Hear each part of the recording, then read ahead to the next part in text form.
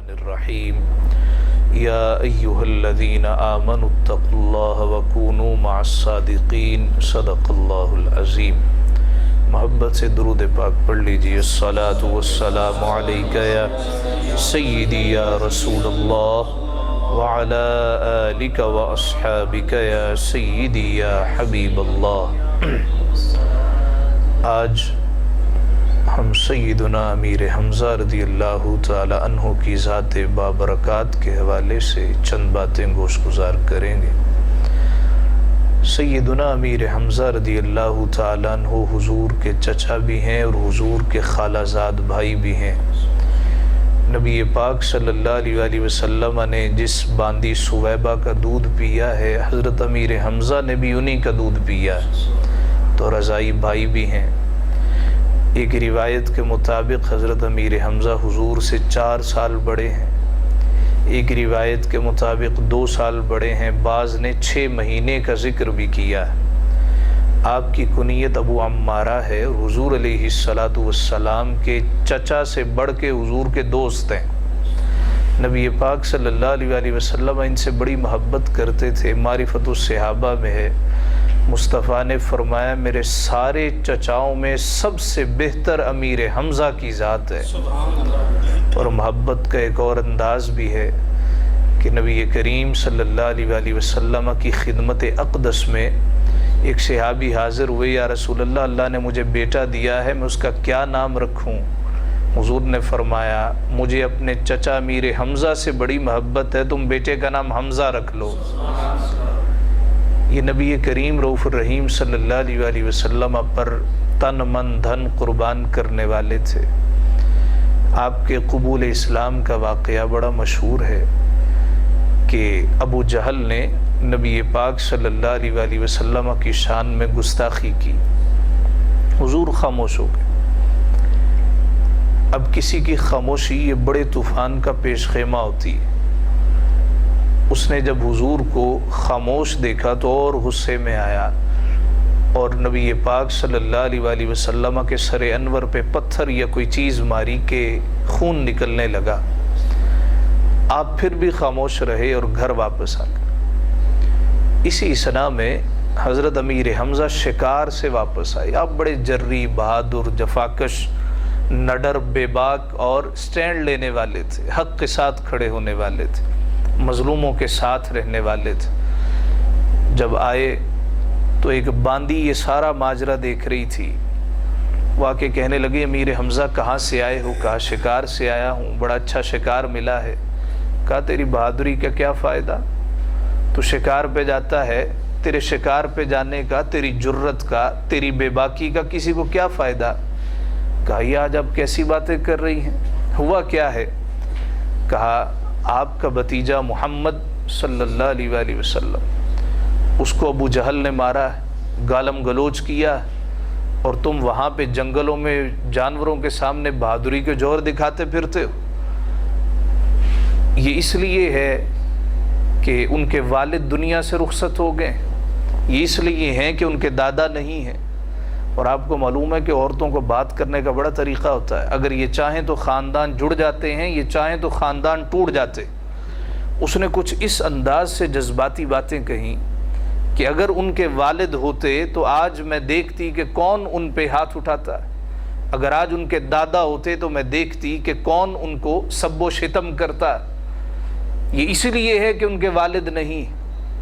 جناب امیر حمزہ جوش میں آئے، اسی طرح کمان آپ نے کندھے پہ ڈال رکھی ہے، گئے دیکھا کہ چوپال میں ابو جہل بیٹھا ہوا ہے۔ بعض سیاسی لوگوں کی عادت ہوتی ہے، ان کو پورے محلے کی چغلیاں مقصود ہوتی ہیں، وہ کسی جگہ بیٹھ کے لوگوں کو اکٹھا کر لیتے اور پھر بیٹھ کے اچھا اس نے کیا کیا ہے تو اس نے کیا کیا ہے تو فلاں نے کیسے کیا ہے تو فلاں نے کیسے کیا۔ وہ اپنی چودراہٹ دکھلانا چاہتے ہیں، تو ان میں سے ابو جہل بھی تھا۔ ابو جہل کا اصل نام عمر بن ہشام تھا اور اس کی کنیت ابو الحکم تھی۔ بڑا ذہین و فتین آدمی تھا اور اس کو حکمت کا باپ کہا جاتا تھا، مگر مصطفیٰ نے فرمایا جو اللہ اور اس کے رسول پہ ایمان نہ لائے اس سے بڑا جاہل کائنات میں ہے ہی کوئی نہیں۔ یہ ابو الحکم نہیں ہے، یہ ابو جہل ہے۔ تو لوگوں کو اس کا اصل نام بھول گیا، لوگ ابو جہل کہنے لگے۔ تو اسی طرح چوپال میں بیٹھا ہوا تھا، جناب امیر حمزہ گئے کوئی صفائیاں نہیں لیں، کوئی دوسری بات نہیں کہی، کمان نکالی اور اس کے سر پہ رکھ کے دے ماری، خون کا فوارہ نکلنے لگا۔ اب اس کے مصاحب، اس کے مشیر وہ کھڑے ہو گئے کہ جناب امیر حمزہ کی طرف لپکیں کہ اس نے پکڑ لیا اور کہا میں جس امیر حمزہ کو جانتا ہوں اس شیر کے سامنے آج تک کوئی مائی کلال کھڑا نہیں ہو سکا، تم بہتری اسی میں، تم بیٹھ جاؤ میں بات کرتا ہوں۔ کھڑا ہو گیا، کہنے لگا امیر حمزہ تو نے مجھے زخمی کیوں کیا، لہو لہان کیوں کیا؟ جناب امیر حمزہ کہنے لگے یہ اس بات کا بدلہ ہے جو تو نے میرے بھتیجے کے ساتھ ظلم کیا، یہ اس لیے ہے کہ اس کا والد دنیا میں کوئی نہیں ہے، تو کیا سمجھتا ہے جس کا باپ نہ ہو اس پہ جتنے مرضی ظلم ڈھال لیے جائیں؟ جنہ دا نہیں جگتے کوئی او بھی پتر پل دے ویکھے، بجے دیوے بل دے ویکھے، ڈبے سورج چڑھ دے ویکھے، لوکی کہندے دال نہیں گل دی اسی تے پتھر گل دے ویکھے۔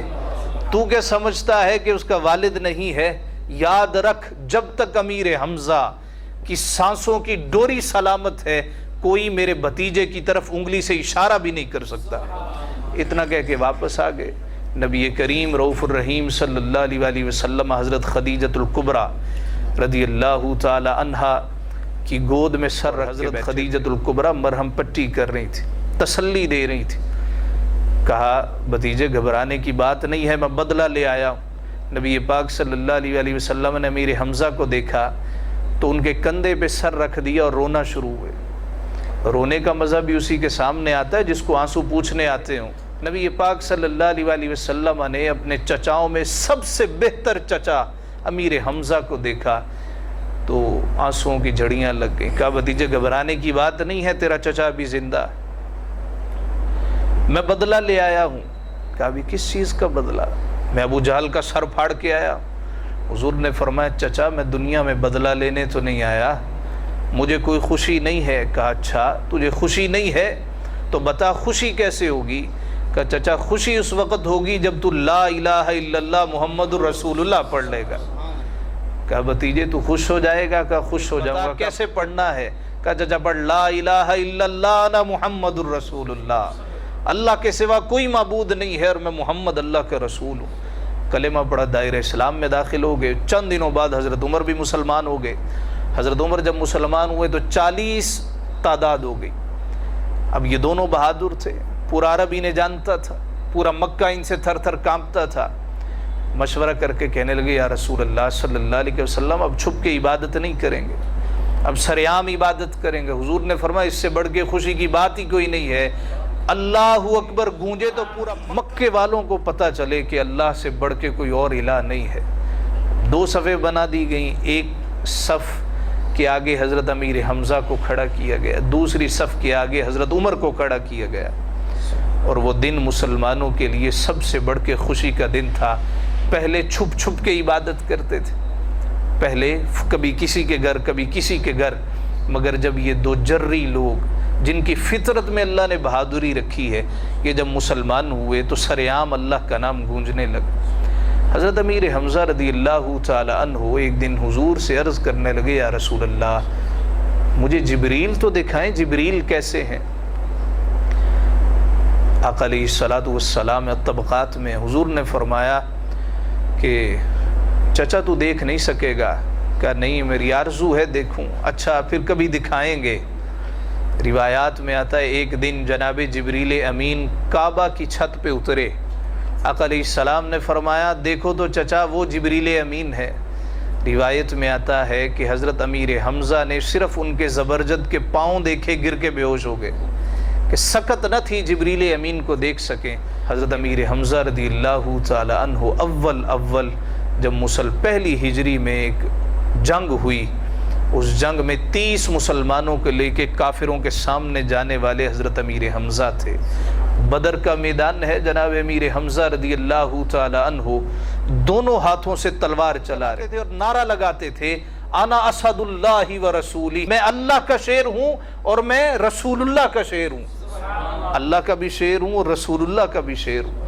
اور پھر آقا علیہ الصلوۃ والسلام نے انہیں لقب عطا فرمایا کہ یہ اللہ کے شیروں میں سے شیر ہے۔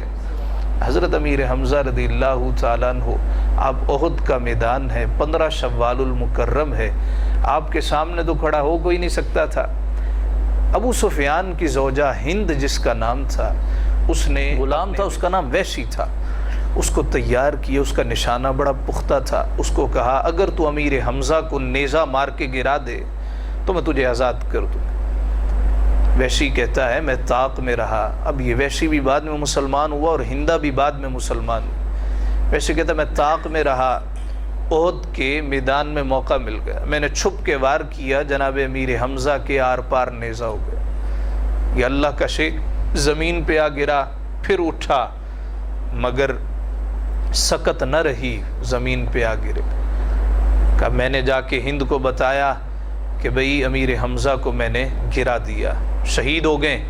وہ بھاگم بھاگ آئی اور آ کے جناب امیر حمزہ کا کلیجہ نکالا، اور کلیجہ نکال کے چبانے لگی مگر چبایا نہ جا سکا۔ پھر اس نے آنکھیں نکالی، اس نے کان کاٹے، ناک کاٹی، مسلح کر دیا۔ نبی کریم رؤوف الرحیم صلی اللہ علیہ وآلہ وسلم احد کے بعد جب شہداء کے پاس آئے، دیکھا کہ چچا کی یہ حالت ہے، حضور زاروں قطار رونے لگے، اور آقا علیہ السلام فرمانے لگے غموں کو دور کرنے والے چچا تو آج دنیا سے رخصت ہو گیا، اے میرے غموں کا مداوع کرنے والے، اے دکھیوں کے کام آنے والے چچا، اے میرے عزیز چچا تو آج دنیا سے رخصت ہو گیا، بھی کفن لے کے آؤ۔ ایسے عالم میں حضور علیہ السلام کی خدمت میں کفن حاضر کیے گئے۔ اب دو صحابہ ہیں اور کفن ایک ہے، کہا کہ قرہ اندازی کی جائے گی۔ میرے مصطفیٰ کا عدل دیکھیے، حضور نے فرمایا قرہ اندازی کی گئی۔ حضرت امیر حمزہ کے حصے میں جو کفن آیا وہ چھوٹا تھا، آپ کا قد مبارک لمبا تھا، چھوٹا کفن تھا، اگر سر ڈھانپتے تھے تو پاؤں ننگے ہو جاتے تھے، پاؤں ڈھانپتے تو سر ننگا ہو جاتا تھا۔ اسلام نے یہ ایسا وقت بھی دیکھا ہے۔ آج اللہ نے مسلمانوں کو کتنی دولت عطا کی، کتنی فراوانی عطا کی۔ ایک دور ایسا تھا، صحابہ کہتے ہیں ہم رات کے اندھیرے میں ننگے پاؤں نکلتے تھے، بھوک کی شدت ہوتی تھی، پاؤں کے نیچے کوئی چمڑا آتا تھا اس کو بھی چبا لیا کرتے تھے، ایسی بھی بھوک دیکھی۔ اسلام ایسے ہی نہیں پھیل گیا، اسلام یہ پلیٹ میں رکھ کے ہمارے سامنے نہیں آ گیا، اس کے لیے قربانیاں دی گئیں، اور ایسی عظیم قربانیاں کہ ہم سننے کی سکت بھی نہیں رکھ سکتے۔ حضور نے فرمایا میرے چچا کا سر ڈھانپ دو اور پاؤں پہ ازخر نامی گھاس ڈال دو۔ ازخر نامی گھاس ڈال دی گئی۔ آقا علیہ السلام نے کہا کہ اب جنازہ پڑھا جائے گا۔ حضرت امیر حمزہ کا سب سے پہلے جنازہ پڑھا، پھر 10 صحابہ کا جنازہ ہوتا اور ہر جنازے کے ساتھ حضرت امیر حمزہ کا جنازہ بھی پڑھا جاتا تھا۔ جانے کتنی دفعہ جنازہ پڑھا گیا، تدفین کر دی۔ پھر آقا علیہ السلام ہر سال شہدائے احد کے مزارات پہ حاضری دینے آیا کرتے تھے۔ یہ نہیں روایات میں حضرت سیدہ خاتون جنت سیدہ فاطمہ الزہرا رضی اللہ تعالیٰ عنہ ہر سال حضرت امیر حمزہ کے مزار پہ حاضری دینے آتی تھی۔ یہ آج لوگ زیادہ پڑھ گئے ہیں، وہ کہتے ہیں کہ بھئی یہ مزارات پہ حاضری کیوں دیتے ہیں، کوئی مر گیا تو ختم ہو گیا، بھی اب قبروں پہ کیوں جاتے ہیں؟ دنیا کہاں سے کہاں پہنچ گئی ہے۔ ان لوگوں کو آج بھی تحقیق کے نام پہ تقریبی یاد آتی ہے، بھی مرنے کے بعد دعا کوئی نہیں، مرنے کے بعد فاتحہ کوئی نہیں، مرنے کے بعد قبر پہ جانا کوئی نہیں، مرنے کے بعد اصحال ثواب بھی کوئی نہیں۔ بھی یہ دیکھو نا کیا ہو رہا ہے، حضور اپنے چچا کے مزار پہ ہر سال حاضری دینے آ رہے ہیں۔ اور یہی نہیں، سیدہ خاتون جنت رضی اللہ تعالی عنہ ہر سال حضرت امیر حمزہ کے مزار پہ حاضری دینے آتے۔ اور جتنے بھی حجاج کرام معتمرین حضرات وہاں جاتے ہیں، ان کی یہ عادت ہے اور سنت سمجھ کے رات کے وقت شہدائے احد کے مزار پہ حاضری دینے کے لیے آتے۔ اور ایک مجرب نسخہ بھی ہے، جس کی اولاد نہ ہوتی ہے وہ نیت کرے کہ مولا، ایک تو یہ ہے نا روایت، وہ نیت کرے کہ مولا مجھے بیٹا دے گا، اس کا نام محمد رکھوں گا۔ ایک یہ بھی ہے کہ جو یہ آرزو کرے کہ پاک پروردگار میں سیدنا امیر حمزہ کے مزار پہ حاضری دوں گا، اللہ رب العزت اس کو بھی اولاد نرینہ عطا کر دیتا۔ اس لیے کہ حضور علیہ السلام نے ان کے وصال کے بعد فرمایا غموں کو دور کرنے والے، اے دکھوں کا مداوع کرنے والے میرے چچا امیر حمزہ۔ تو حضرت امیر حمزہ رضی اللہ تعالیٰ عنہ اسلام کے ہیرو ہیں، ہم ان کو کیوں یاد کر رہے ہیں؟ چلے گئے، دنیا سے رخصت ہو گئے۔ اور موضوعات کتنے ہیں. لوگ ہم سے کہتے ہیں جی سیاست پہ بات کریں, عمران خان پہ بات کریں, فلاں پہ بات کریں. ان پہ بات اس لیے کی جاتی ہے, اسلام کے ہیرو ہیں.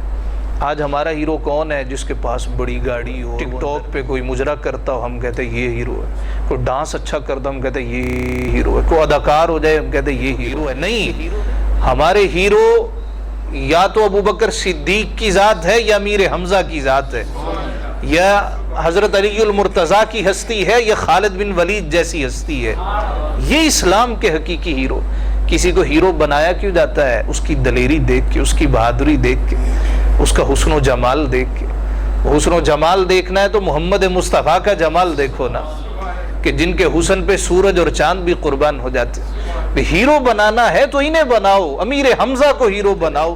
ہیرو بنانا ہے تو علی المرتضیٰ جیسے کو بناؤ, جو ایک ہاتھ سے خیبر اکھاڑ دیا کرتے تھے اور پھر 40 لوگ مل کے بھی اس کو ہلا نہ سکتے تھے.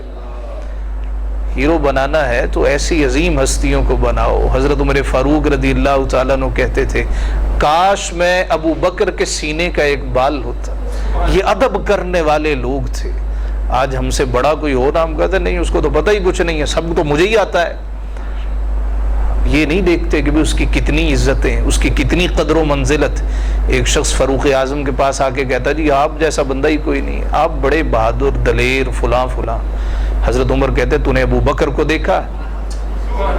کہنے لگا نہیں. فرمایا اگر تو نے دیکھا ہوتا میں تجھے درے مارتا, اس لیے تو جھوٹ بول رہا ہے. ابو بکر مجھ سے افضل ہے.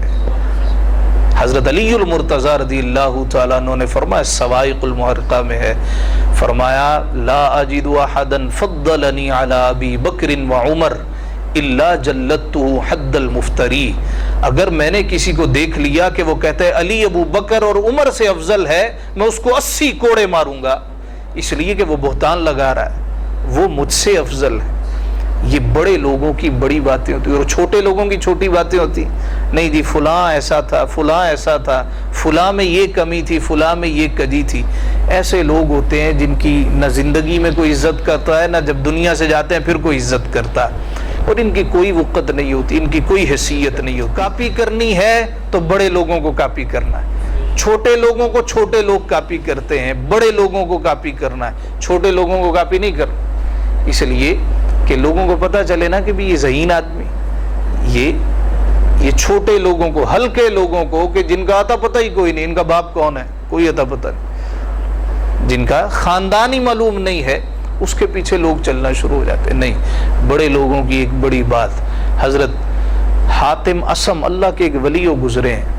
اسم کہتے ہیں بہرے کو, ایک ہوتا سمن بکمن بہرا, ایک ہوتا اسم بہت ہی بہرا. آپ بہرے نہیں تھے لیکن اپنے نام کے ساتھ اسم لگاتے تھے. اس کی وجہ کیا؟